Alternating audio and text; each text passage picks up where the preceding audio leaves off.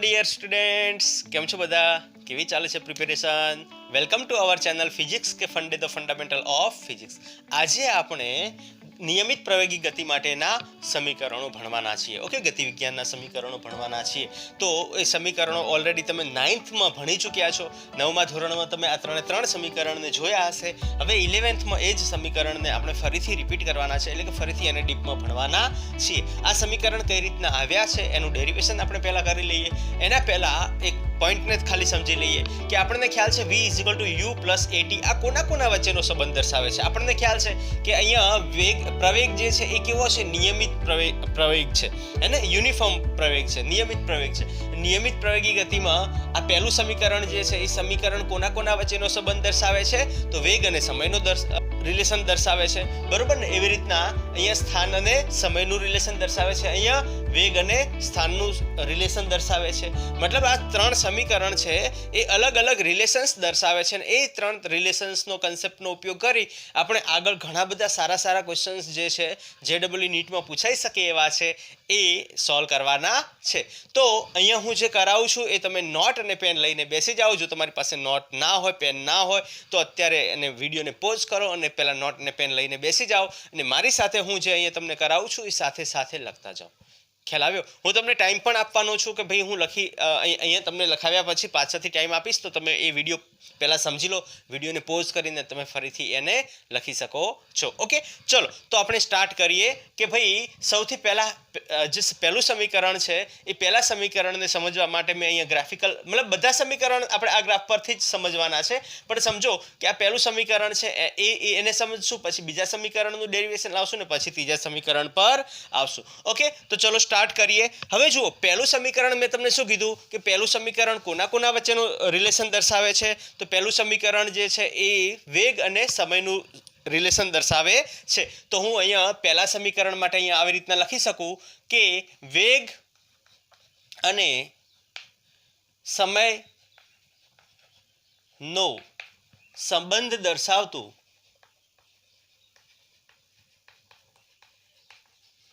સમીકરણ, બરોબર ને? કયું સમીકરણ? તો કે ભાઈ તમને કે વેગ અને સમયનો સંબંધ દર્શાવતું કયું સમીકરણ? તો આપણી પાસે એ કયું સમીકરણ છે? Very good, v = u + at। Clear? આ જે સમીકરણ છે એ કોના વચ્ચેનો સંબંધ દર્શાવે છે? વેગ અને સમય। તમે જુઓ અહીંયા વેગ અને સમય સાથેનું રિલેશન, આ વેગ છે મતલબ અહીંયા રિલેશન બંને વચ્ચે કયા છે? તો વેગ અને સમય વચ્ચેનું જ રિલેશન અહીંયા જોવા મળે છે। હવે આ ઇક્વેશનને આપણે શું કરવું છે? ડિરાઈવ કરવું છે। ડિરાઈવ કરવા માટે આપણે સૌથી પહેલાં આ ગ્રાફ મેં જે બનાવ્યો છે એ ગ્રાફને સમજી લઈએ। ઓકે, અહીંયા મેં વાય એક્સિસ પર શું લીધું છે? વેગ લીધો છે। વાય એક્સિસ પર શું લીધું છે? વેગ લીધો છે। જ્યારે એક્સ એક્સિસ પર મેં શું લીધું છે? સમય લીધો છે। ક્લિયર? ઓકે, હવે તમે જુઓ કે માનો કે કોઈ પદાર્થ જે છે એ પદાર્થ એ પોતાનો વેગ મતલબ કોઈ ગતિમાન પદાર્થ છે, અહીંયા કોઈ અચળ પ્રવેગી ગતિ કરી રહેલો પદાર્થ છે। હવે અચળ ગતિ કરી રહેલો પદાર્થ હશે તો એનો વેગ 0 થી સ્ટાર્ટ નથી થતો, ટાઈમ 0 હોય ત્યારે એનો વેગ 0 થી સ્ટાર્ટ નથી થતો। માનો કે તમે અહીંયાથી ગાડી લઈને જઈ રહ્યા છો અને તમે અમુક ડિસ્ટન્સ કવર કર્યા પછી અમુક વેલોસિટી રીચ થયા પછી માનો કે 70ની સ્પીડ તમે કે 80ની સ્પીડ પકડ્યા પછી તમે ટાઈમ જોવાનું સ્ટાર્ટ કરો કે ભાઈ હવે હું અહીંયાથી સ્ટાર્ટ કરીશ કે આ 80ની સ્પીડથી હું 100-200ની સ્પીડ સુધી પહોંચીશ, ત્યાં સુધી મારું ડિસ્ટન્સ કેટલું કવર થાય છે અથવા એ રિલેશન્સ આપણે કેટલા સમયમાં હું એ ડિસ્ટન્સ કવર કરીશ એ રિલેશન્સને દર્શાવવા માટે ગ્રાફ જે છે આપણે 0 થી લેતા નથી। આપણે આ એ બિંદુ જે છે ને એ એનું શરૂઆતી બિંદુ મતલબ વેગનું અહીંયા શું થાય છે? શરૂઆતી બિંદુ। અને અહીંયા આ રીજન શું દર્શાવે છે? શરૂઆતી વેગ દર્શાવે છે। આ રીજન શું દર્શાવે છે? શરૂઆતી વેગ। અને શરૂઆતી વેગને હું u વડે ઇન્ડિકેટ કરું છું। આપણી NCERT બુક v0 લખાય છે પણ હું એને u વડે ઇન્ડિકેટ કરવાનો છું। તમે v0 લખી શકો છો જો તમારે લખવું હોય તો, અને u લખશો તો પણ કંઈ ખોટું નથી। તમારે સમજાઈ મતલબ તમને ખ્યાલ છે તમે 9th માં ઓલરેડી એને u મતલબ u આપણે આપણે ફેમિલિયર છે યુ સાથે. યુ એટલે શરૂઆતી વેગ અને વી એટલે અંતિમ વેગ. એટલે હું યુ અને વી જ લઈશ અહીંયા. ખ્યાલ આવી ગયો? અચ્છા, મતલબ અહીંયા તમે એ બિંદુથી સ્ટાર્ટ કર્યું અને તમારો વેગ કેવો છે? જો વેગ વર્સેસ સમયનો આલેખ છે. વેગ વર્સેસ સમયના આલેખમાં જો પ્રવેગ જે એ અચળ હોય, પ્રવેગ કેવો હોય? અચળ હોય, તો જે આલેખ બનશે એ સુરેખ આલેખ બનશે. એ કેવો બનશે? નિયમિત આલેખ બનશે. આ નિયમિત જે આલેખ બને છે, આ આલેખ પછી આપણે બીજો બિંદુ કઈ જગ્યા પર લઈએ?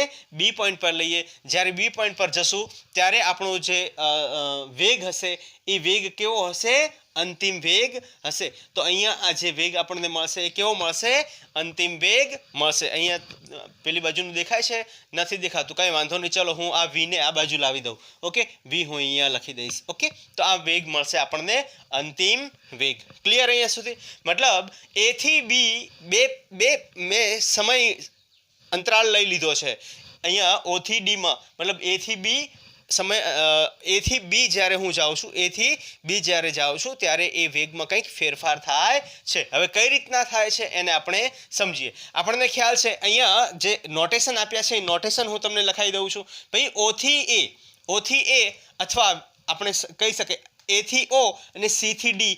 આ શું દર્શાવે છે? તો કે શરૂઆતી વેગ દર્શાવે છે. ખબર પડી કે ના પડી? હું નોટેશન્સ છે એ નોટેશન્સ પહેલાં હું અહીંયા લખાઈ દઉં છું કે ભાઈ એ થી ઓ અને સી થી ડી એ શું દર્શાવે છે? એ થી ઓ અને સી થી ડી. બરાબર, આ બંને કેવી છે? સમાંતર રેખાઓ છે. બરાબર, સમાંતર રેખાઓને આ બંનેના મૂલ્ય કેવા? જો અહીંયા યુ હશે તો આ પણ કેવું થશે? યુ જ થવાનું કે નહીં? આ પણ શરૂઆતી જ વેગ થવાનો છે. આ પણ શરૂઆતી જ વેગ થવાનો છે. તો એ થી ઓ એટલે કે એ ઓ અને સી ડી એ શું દર્શાવે છે? યુ દર્શાવે છે. યુ શું છે? તો કે શરૂઆતી વેગ. બરોબર ને? આ થઈ જશે આપણો શરૂઆતી વેગ. ક્લિયર? અહીંયા શરૂઆતી વેગ મળી જશે આપણને. એના પછી આપણને ખ્યાલ છે કે ભાઈ એ બી પર આવે. બી પોઈન્ટ પર આપણે એને બી પોઈન્ટ મતલબ એ અને બી પોઈન્ટ વચ્ચેની ગતિને જ આપણે અહીંયા કન્સિડર કરીએ છીએ. તો બી પોઈન્ટ પર જોઈએ તો બી પોઈન્ટ પર વેગ આપણને કેટલો મળે છે? વી મળે છે. એનો મતલબ કે બી ડી અને ઈ ઓ આ બંનેનું મૂલ્ય કેવું થશે? અંતિમ વેગના બરાબર થશે. મતલબ હું અહીંયા તમને લખાઈ દઉં કે E O is equal to B D is equal to V. ને એ વી શું થઈ જશે? આપણો અંતિમ વેગ. વી શું થઈ જશે? આપણો અંતિમ વેગ. Clear?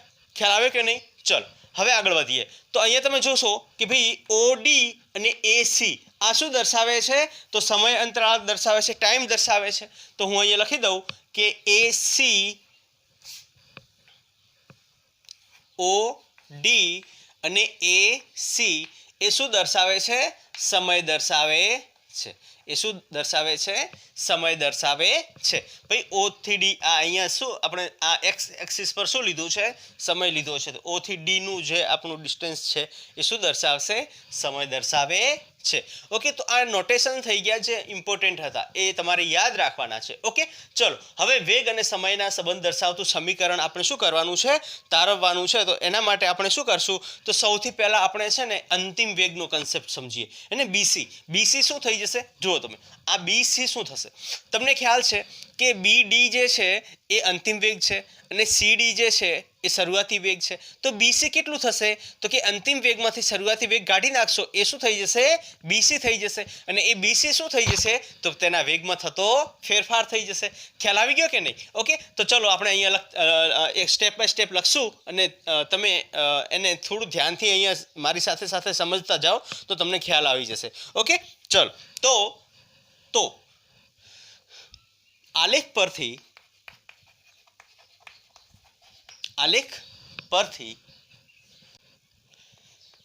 BC is equal two શું થશે? ભાઈ બીસી ઇઝ ઇક્વલ ટુ શું થશે? તમે જુઓ, મારે બીસી શોધવું હોય તો હું બીડી આ આખું ડિસ્ટન્સ છે એટલે કે બીડીમાંથી સીડીને બાદ કરી દઈશ એટલે મને શું મળશે? બીસીમાં. બીસી શોધવું હોય તો બીડીમાંથી સીડી બાદ કરીશ તો મને શું મળશે?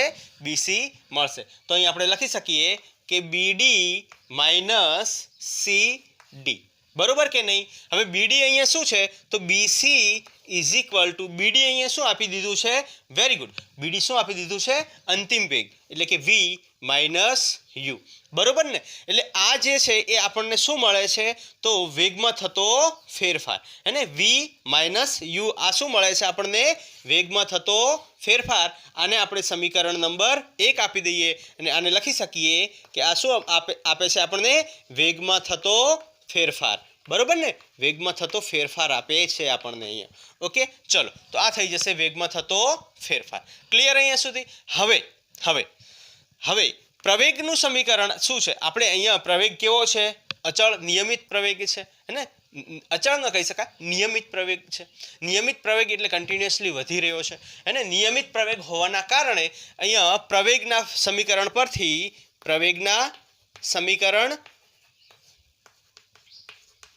પરથી આપણને ખ્યાલ છે કે ભાઈ પ્રવેગ શું થાય? એ ઇઝ ઇક્વલ ટુ શું થાય ભાઈ? વેગમાં થતો ફેરફાર, હે ને? દેખાય છે.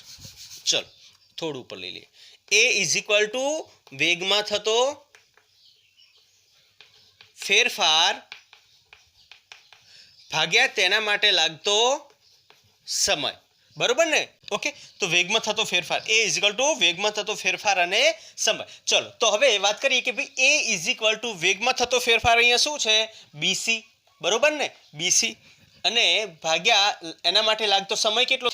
ઓ થી ડી આપણને શું આપી દીધું છે? સમય ટી, બરોબર ને? સમય આપી દીધો છે, ટી આપી દીધો છે, બરોબર? આને આપણે સમીકરણ નંબર 2 આપી દઈએ. ક્લિયર? ખ્યાલ આવી ગયો કે નહીં? હવે સમીકરણ 1 અને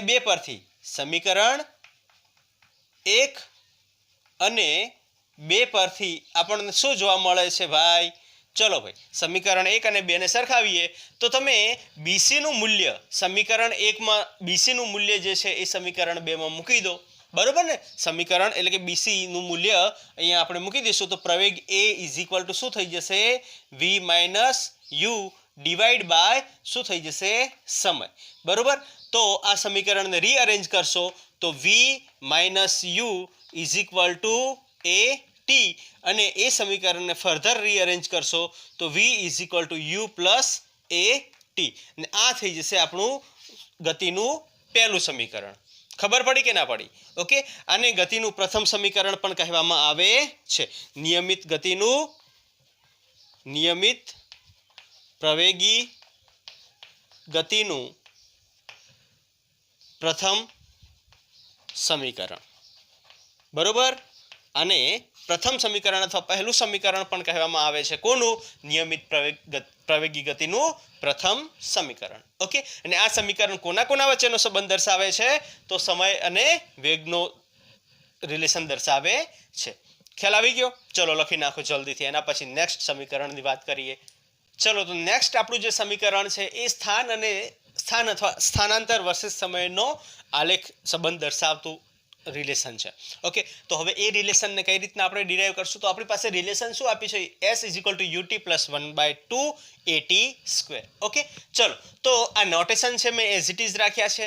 હવે આપણે જો આપણે જે કન્સેપ્ટ ભણ્યા હતા કે અહીંયા આલેખ કોના વચ્ચેનો આપેલો છે? તો કે વેલોસિટી વર્સેસ ટાઈમ વચ્ચે આપેલો, મતલબ વેગ વર્સેસ સમયનો આલેખ આપ્યો છે. અને તમને ખ્યાલ છે કે વેગ વર્સેસ સમયનો આલેખ હોય એના દ્વારા ઘેરાયેલું ક્ષેત્રફળ જે છે એ 2નો ગુણાકાર કરશું ને જે ભૌતિક રાશિ મળશે એનું મળશે, બરોબર ને? તો અહીંયા સ્થાનાંતર તમે વેલોસિટી વર્સેસ સમયનો મતલબ વેલોસિટી ગુણ્યા સમય કરશો, વેગ ગુણ્યા સમય કરશો, શું મળશે તમને? સ્થાનાંતર મળશે. તો આના દ્વારા ઘેરાયેલું ક્ષેત્રફળ આ જે છે, આ ઘેરાયેલું ક્ષેત્રફળ જે છે એ આપણને શું મળશે? વેરી ગુડ, સ્થાનાંતર મળશે. ખ્યાલ આવી ગયો કે નહીં? તો આપણે તો રિલેશન ડાયરેક્ટ લાવવાનું છે કે સ્થાનાંતર અને સમયનું, એટલે કે સ્થાન અને સમયનું રિલેશન લાવવાનું છે. તો એ રિલેશન આપણે ડાયરેક્ટ આલેખ પરથી લખી શકીએ કે આલેખ પરથી આપણે લખી શકીએ સ્થાનાંતર. ઓકે, સ્થાનાંતર જે છે, સ્થાનાંતર એક કઈ રીતના મળશે? તો સ્થાનાંતર આલેખ દ્વારા ઘેરાયેલું ક્ષેત્રફળ. હવે અહીંયા આલેખ કયો? તો a થી b આ આપણો આલેખ થાય અને એની નીચે રહેલું ક્ષેત્રફળ લેવાનું છે. એની નીચે રહેલું ક્ષેત્રફળ એટલે આ ક્ષેત્રફળ આપણે કન્સિડર કરવાનું છે. આલેખ દ્વારા ઘેરાયેલું ક્ષેત્રફળ એટલે કયું ક્ષેત્રફળ? આ જે હું લાઇનિંગ કરું છું એ ક્ષેત્રફળને કન્સિડર કરવાનું છે. હવે ચલો સ્ટેપ બાય સ્ટેપ આપણે એને ભણીએ. ઓકે, તો સ્થાનાંતર અહીંયા શું મળશે? તો આલેખ દ્વારા ઘેરાયેલું ક્ષેત્રફળ આપે છે, બરોબર ને। અહીંયા સ્થાનાંતર કઈ રીતના મળશે આપણને, તો આલેખ દ્વારા ઘેરાયેલા ક્ષેત્રફળથી આપણને સ્થાનાંતર મળશે। તો હું અહીંયા S ઇઝ ઇક્વલ ટુ ત્રિકોણ ABC દ્વારા ઘેરાયેલું ક્ષેત્રફળ નું ક્ષેત્રફળ પ્લસ લંબચોરસ AO અથવા ACDO, લંબચોરસ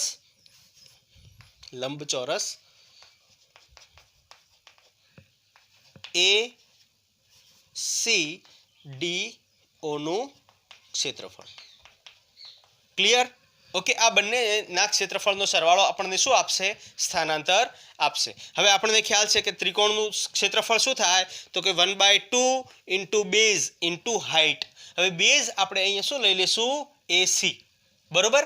તો હું અહીંયા લખી નાખીશ AC ઇન્ટુ હાઇટ હું કઈ લઈશ, BC। અહીંયા હાઇટ શું લખીશ હું, BC પ્લસ અહીંયા જે છે એ ચોરસ છે, ચોરસનું ક્ષેત્રફળ કઈ રીતના મળશે, તો AO ગુણ્યા એટલે કે લંબાઈ ગુણ્યા પહોળાઈ, એટલે કે AO ગુણ્યા OD, હે ને, AO ગુણ્યા OD, ખબર પડી ગઈ। અચ્છા, હવે હું આને વેલ્યુઝ મૂકી દઉં, 1/2 ઇન્ટુ AC અહીંયા કેટલું આપ્યું છે, સમય આપી દીધો છે, બરોબર, ઇન્ટુ BC અહીંયા શું આપ્યું છે, તો કે ભાઈ BC અહીંયા શું આપ્યું આપણને, BC V-U, બરોબર ને। BC આપણે આગળ પ્રીવિયસ જે આપણું સમીકરણ પહેલું હતું એ BC શું હતું, સમીકરણ 1 પરથી, તો V-U, બરોબર, પ્લસ અથવા એને એઝ ઇટ ઇઝ BC જ રાખીએ, ઓકે, પ્લસ AO અહીંયા કેટલું આપ્યું છે, તો કે ભાઈ U ઇન્ટુ OD કેટલું આપ્યું છે, તો કે ભાઈ T। ક્લિયર? અચ્છા, હવે નીચેવાળું દેખાશે કે કેમ, દેખાશે, વાંધો નહીં આવે। ચલો, 1/2 ઇન્ટુ BC ની જગ્યાએ તમે સમીકરણ 2 ને જોશો તો સમીકરણ 2 પરથી આપણને શું મળે છે, BC ઇઝ ઇક્વલ ટુ, બોલો ભાઈ, AT। BC is equal two મતલબ V-U is equal two AT। અહીંયા આપણે ચલો BC ઇઝ ઇક્વલ ટુ અહીંયા લખી નાખું V-U ને અહીંયા લખી નાખું સમીકરણ 1 પરથી, બરોબર કે નહીં। હવે V-U કોના બરાબર થાય, AT ના બરાબર થાય, તો આ V-U શું થશે, into T into AT plus U into T, આ થશે સમીકરણ 2 પરથી, આ સમીકરણ 2 પરથી। ક્લિયર અહીંયા સુધી? ઓકે, ચલો હવે આગળ વધીએ। અહીંયા હું લખી દઉં છું, તો S ઇઝ ઇક્વલ ટુ આપણને શું મળશે, ભાઈ જુઓ, UT ને હું પહેલા લઈ લઉં તો આ થશે UT પ્લસ 1/2 AT, આ T મલ્ટીપ્લાય થઈ જશે તો 1/2 AT સ્ક્વેર, આ મળશે આપણને સમીકરણ। આ સમીકરણ જે છે એ ગતિનું, હે ને, આને દ્વિતીય સમીકરણ પણ કહેવામાં આવે છે, હે ને, ગતિનું દ્વિતીય અથવા બીજું સમીકરણ। કઈ ગતિ મેં તમને કહી દીધું છે, નિયમિત પ્રવેગી ગતિની વાત થાય છે। કઈ ગતિ, નિયમિત પ્રવેગી ગતિનું સમીકરણ। તો આ બીજું સમીકરણ મળી જશે, બરોબર। ચલો લખી નાખો જલ્દીથી।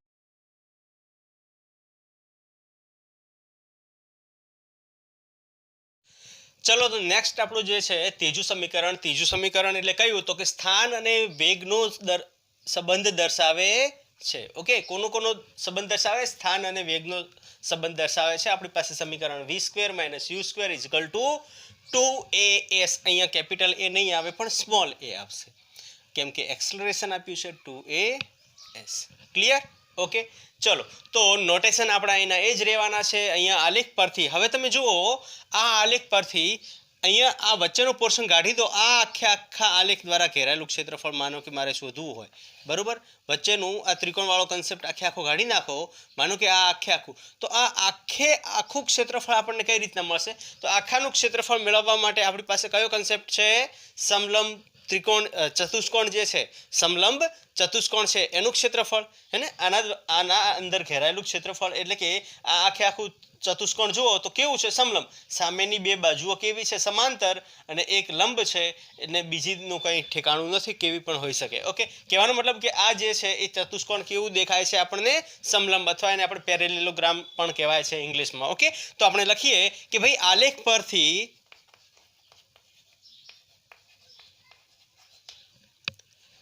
પદાર્થ અહીંયા આપણને રિલેશન કોના વચ્ચેનું કીધું છે સ્થાન અને વેગ વચ્ચેનું રિલેશન કીધું છે તો સ્થાનનું રિલેશન તમે લઈ લેશો વેગનું ઓટોમેટિક આવી જશે આપણે સ્થાન અને સમય વચ્ચેનું રિલેશન લઈ લીધું છે તો વાત કરીએ અહીંયા આલેખ પરથી સ્થાનાંતર ઓકે પદાર્થ દ્વારા થતું સ્થાનાંતર એ આપણને કઈ રીતના મળશે તો કે સમલંબ ચતુષ્કોણ દ્વારા ઘેરાયેલું ક્ષેત્રફળ બરોબર કે નહીં અહીંયા સમલંબ દ્વારા ઘેરાયેલું ક્ષેત્રફળ જે છે એ આપણને શું આપશે સ્થાનાંતર આપશે તો S હવે સમલંબ ચતુષ્કોણ દ્વારા ઘેરાયેલું ક્ષેત્રફળ એટલે ક્ષેત્રફળનું ફોર્મ્યુલા શું છે આપણી પાસે તો કે 1/2 ઇન્ટુ સમાંતર જે બે બાજુઓ છે એ બંનેનો સરવાળો સમાંતર બાજુઓનો સરવાળો